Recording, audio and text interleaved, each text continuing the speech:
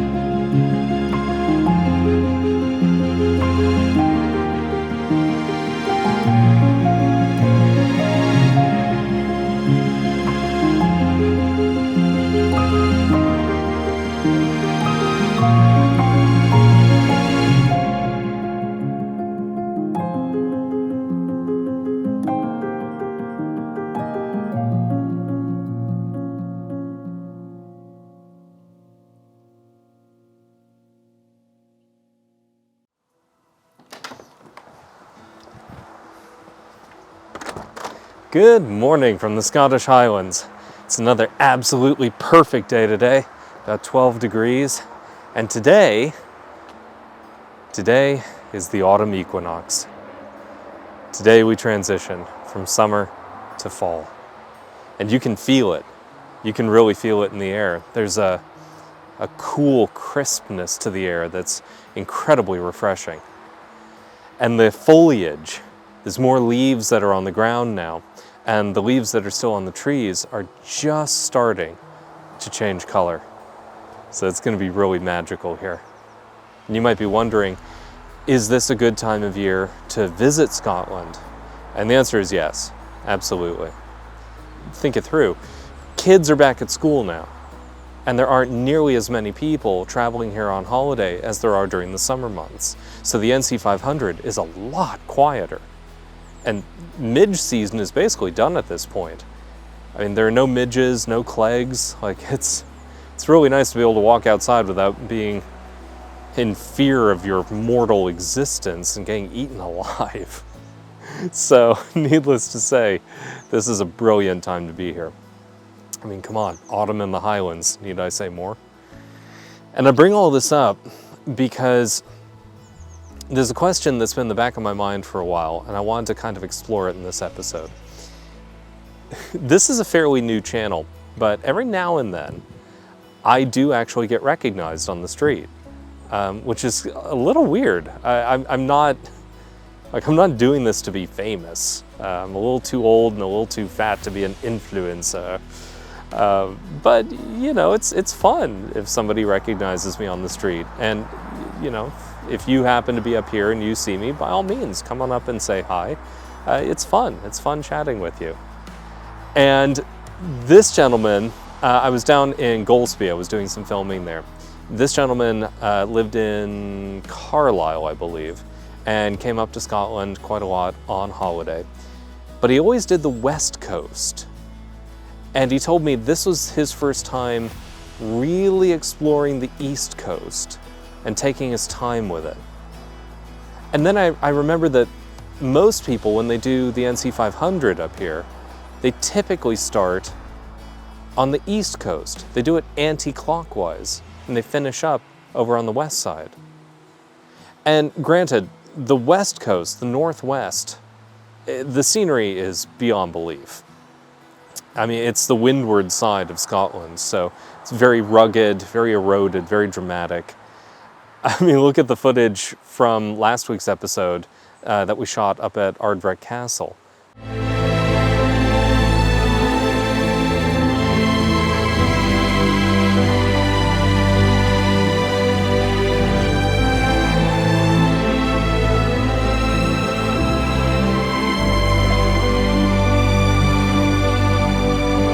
I mean, tell me, looking at that footage, that you didn't expect to hear, you know, Gondor calls for aid, and Rohan shall answer. Yeah, I'm a geek. I'm not saying Gondor is calling for aid, but arise, men of the West.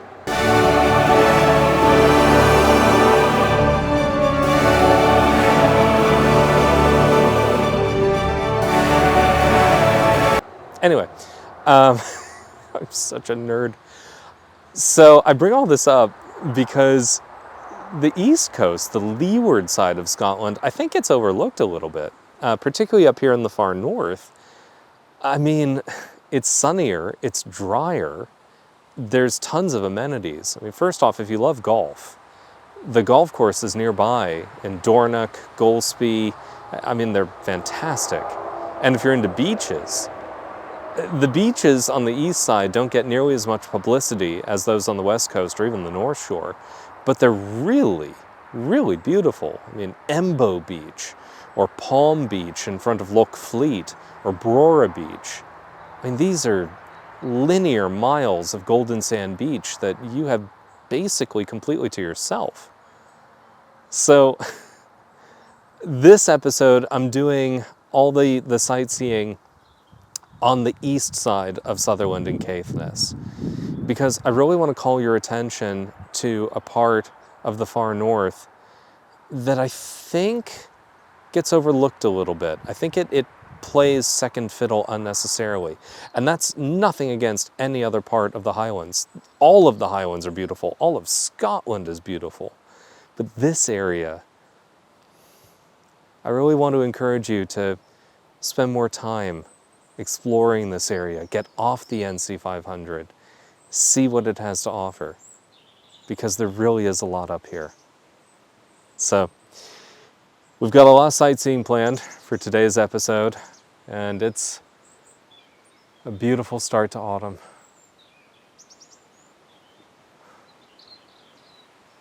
I still can't believe I live here.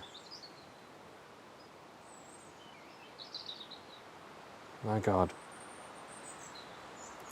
Anyway, let's go ahead and get started.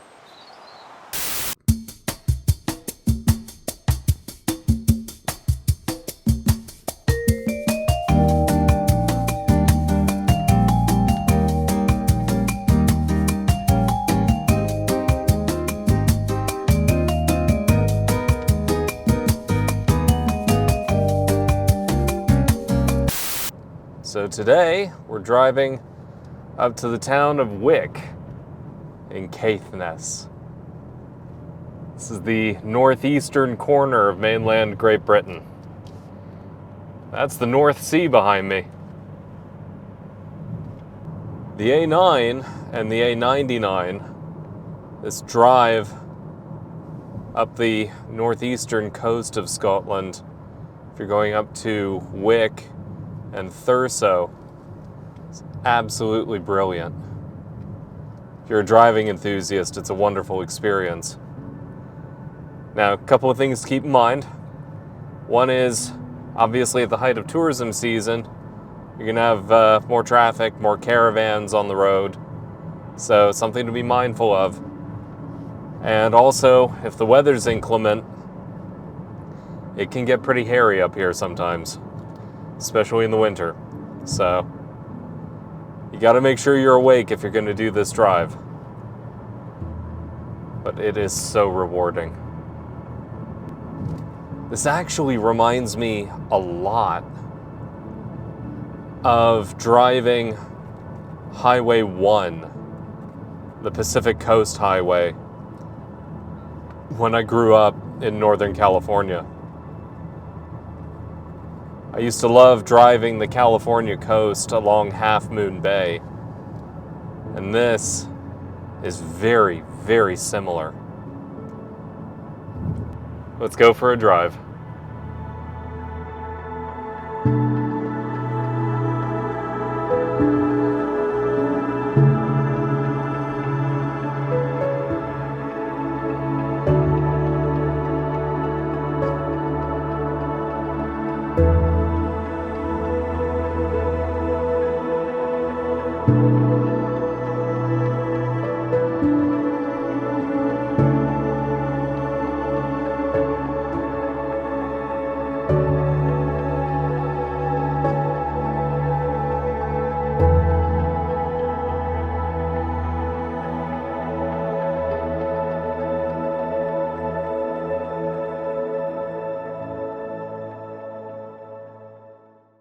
This is the famous John o' Groats signpost.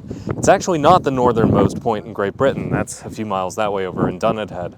But if you travel from Land's End in Cornwall, this is the furthest distance you can travel across Great Britain, from the southwest to the northeast.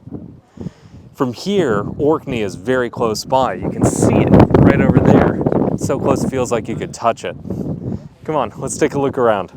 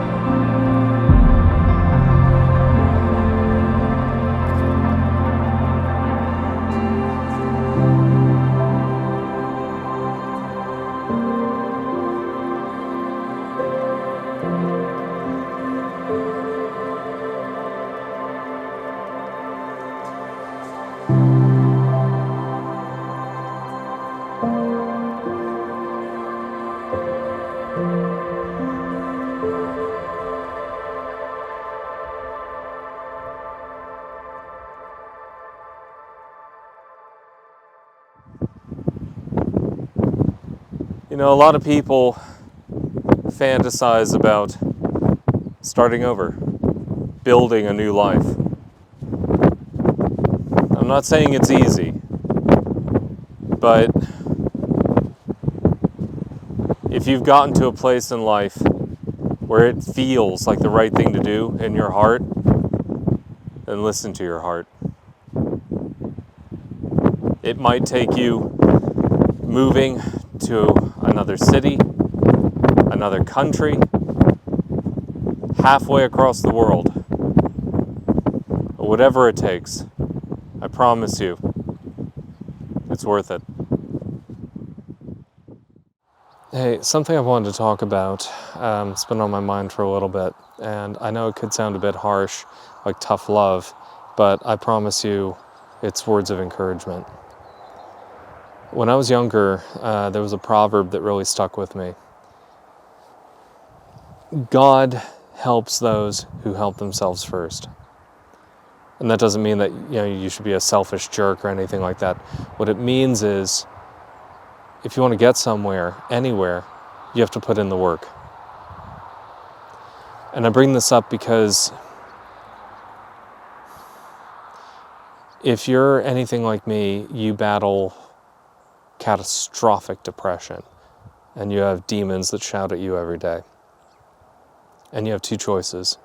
You let them win, or you win. It really is a binary choice here.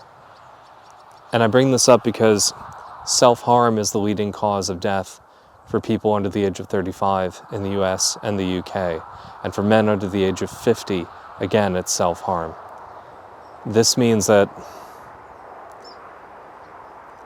people are throwing the game right as it's about to get good. And what I mean by that is that statistically speaking, your prime earning years are your 40s and into your mid-50s. That means that people are checking out right as the game is about to turn. And I want to encourage you, if you're listening to this and you're struggling, don't check out. Stay the course. Because I can tell you from personal experience, it can happen overnight. I was 39 years old and I was done. I was ready to check out. And my life changed overnight, literally overnight. But if I hadn't put in the work for decades prior to that, I wouldn't have been ready. I wouldn't have been in the position to take advantage of that when my number was called and it was my turn to take my shot. I bring this up because nobody gets up in the morning and thinks about what they can do for you today except you. So don't give up on yourself. This house that you see behind me, I didn't get it by feeling sorry for myself. I got it through hard work. Saving since I was 15. And I bring this up because I can hear the yes buts right now.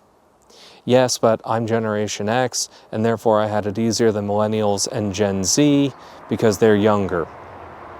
Yes, but by virtue of my gender and my skin color, I had an easier time of it.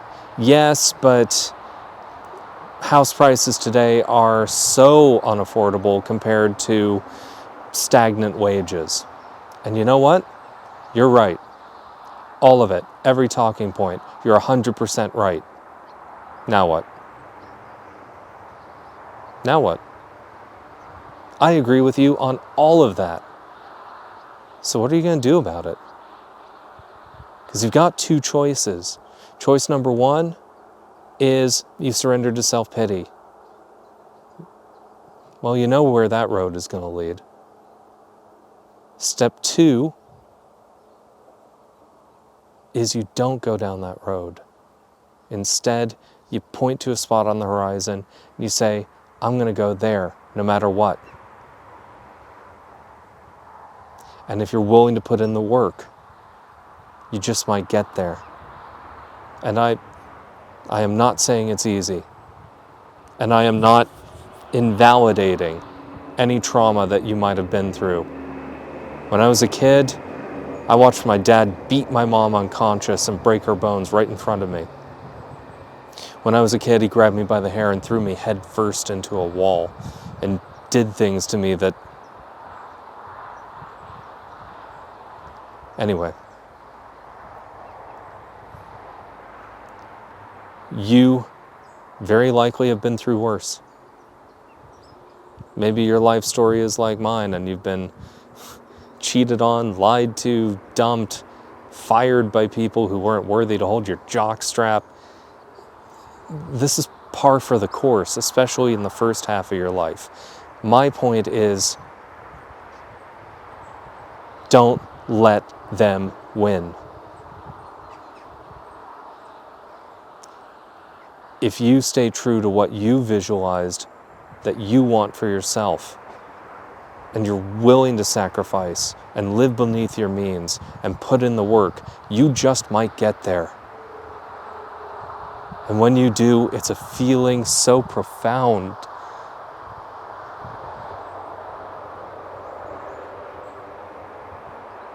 I've been here building this new life for half a year. And I'm not saying that the demons from the first 45 years just magically vanished. They don't. There's still people that you miss every day.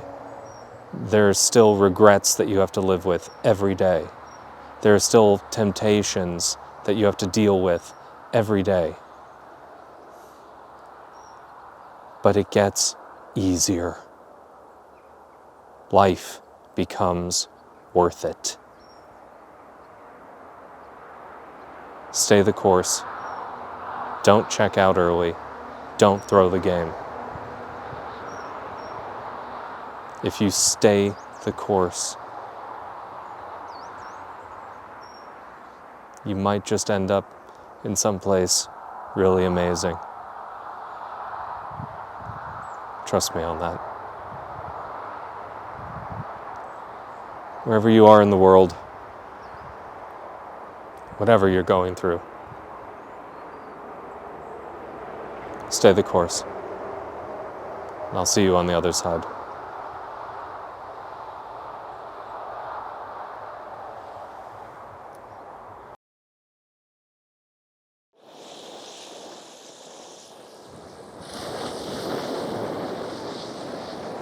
This is Embo Beach. This is just outside Dornoch in southeastern Sutherland. And your eyes do not deceive you. We have linear miles of beach, and there's nobody here. We have this completely to ourselves. I mean, how this isn't one of the most well-known, popular beaches in all of Scotland, it's beyond me. I mean, this is fantasy land. I lived in Hawaii for over a decade, and this beach legitimately competes with some of the best beaches that I ever experienced on the other side of the planet. Now, if you do choose to come here, Embo is a residential community, so don't leave any litter, be respectful, be a grown-up. But if you never set foot off the NC500, you'll never see this. Take the extra time, get off the beaten track, and come see this for yourself. I promise you it's worth it.